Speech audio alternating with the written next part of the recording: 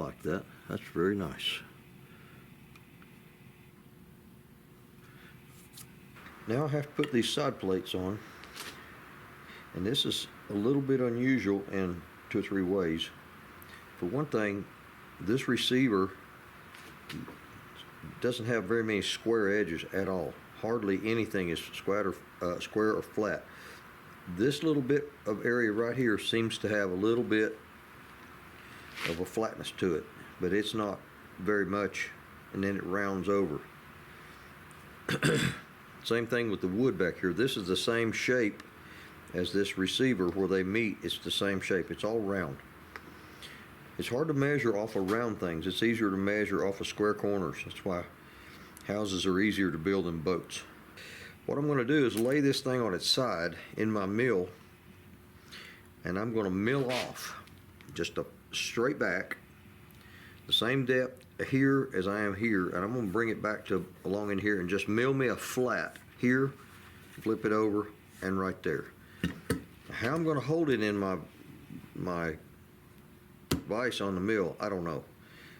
I may do it like they hold steel with a hold down, but I'll get it in there.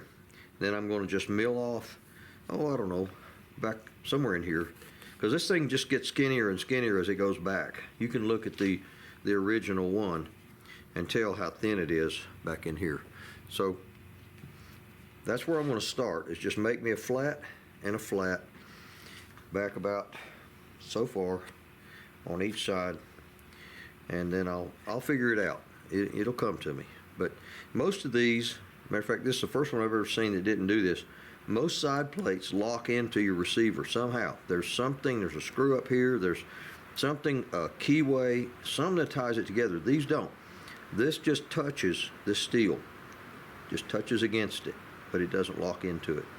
So I don't have a real up and down where this thing is located. Now I have the hammers that touch the firing pins, so that is, I mean, that's a close indication. It's got to be pretty close to that because it's got to hit the pin. So that's a given. It's just not as exact as a keyway here. Like Roosevelt said, do what you can with what you got where you're at now.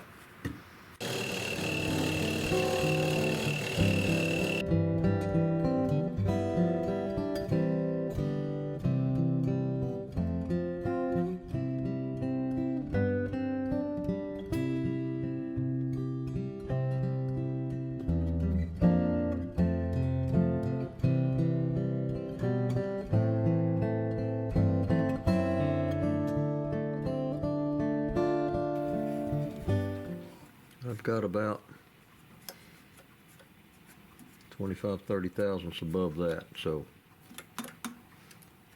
I'm good with that. That's a pretty good way to do this, I think.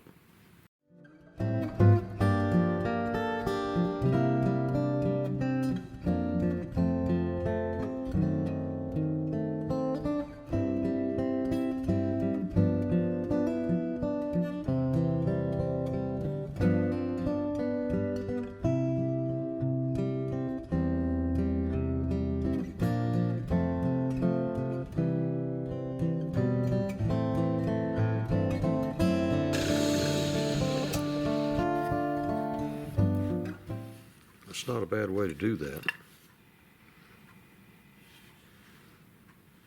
Maybe I got a little bit closer on this side than what I wish I should have. Don't have quite as much room to wiggle up there as I could, but it's not down into it, so it's good. Now I got to figure out how to get those side plates marked on there and start cutting them out. Okay, I have surfaced both sides of this flat and parallel. This is the same dimension here as it is back here. Mainly as a starting point, just a straight edge that I can measure from. The problem with this gun is there are no straight edges on this thing. Everything is rounded. This is rounded, this is rounded, this is tapered, this is thinner back here than it is here. Everything about this thing is rounded. It's like chair making. There's nothing straight or square about a chair. Everything on chairs is rounded or curved or dipped. That's why you got to have 1,000 little jigs and templates when you're making chairs. I have a few givens. The width of this at this point are determined by this screw. There's a screw behind this hammer. Right there's a screw. And that screw is bottomed out on this side, and that head is sitting front to back. This is correct. And it also matches up to the receiver. At this point, where that side plate touches this receiver, it doesn't lock into it like most of them. This one just sits against it, it just touches it. And that screw is in here somewhere. But the width of it is determined by when that screw is the correct position and this receiver, when that's smooth from the front of that lock plate to that receiver smooth. This is correct. That's a given. Back here is determined by the length of the screw, of this screw.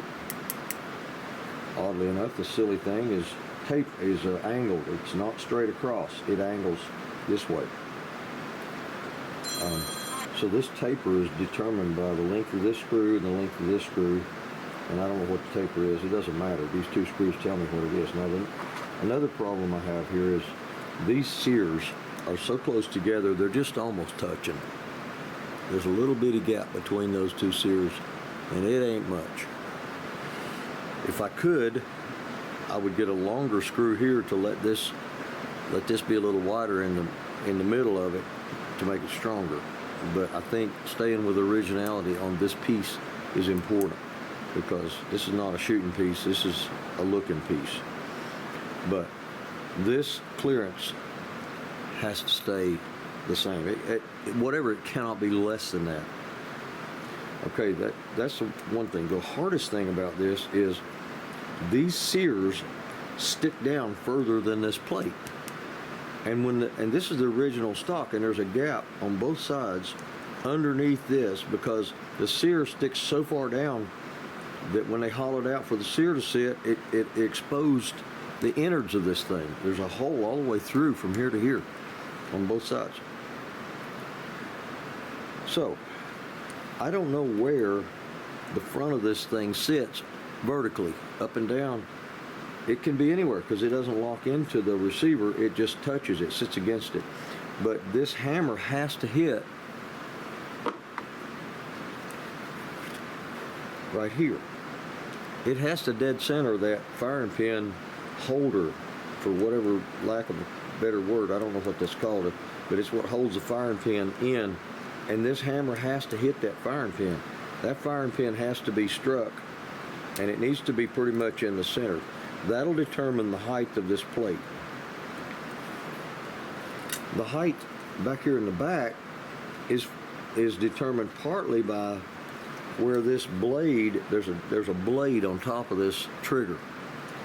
See, that blade goes up. When you pull that trigger, that blade pushes up on the sear. And where that blade is inside here determines where the sear, how far that sear is from the bottom up. Now, I can take this apart and make myself some lines up in here about where that blade is, and that's a starting point. Now, looking at this original one, if you extrapolate the top of this thing, the profile of that line, from there down to the center of the back of that plate, and you extrapolate the bottom of this thing, you can tell that this is a little bit off-centered down, almost 1/8 of an inch. It's lower than center between here and here, top and bottom of the wood. But that's not, it's hard to measure that. Like I said, it's like working on a chair. It's hard to measure from anything that's curved, because when you measure it from here on a curve, it's one thing. If you measure it from back here on a curve, it's another thing. Truth be known, this thing is pretty much a soup sandwich. It's going to require a lot of patience, a lot of skill, and a whole lot of good fortune. And I've always said I'd rather be lucky than good. And it may put me to the test on this one. And I said all that in advance because when I start working on this thing, I may not be in the mood to talk, And I may not be, what I say may not be fit for small children. So I haven't, well, hopefully it won't be there. Having said that, I wanted to let you know what I'm doing, because as I'm doing it, I may not be in the mood to explain. So let's get started.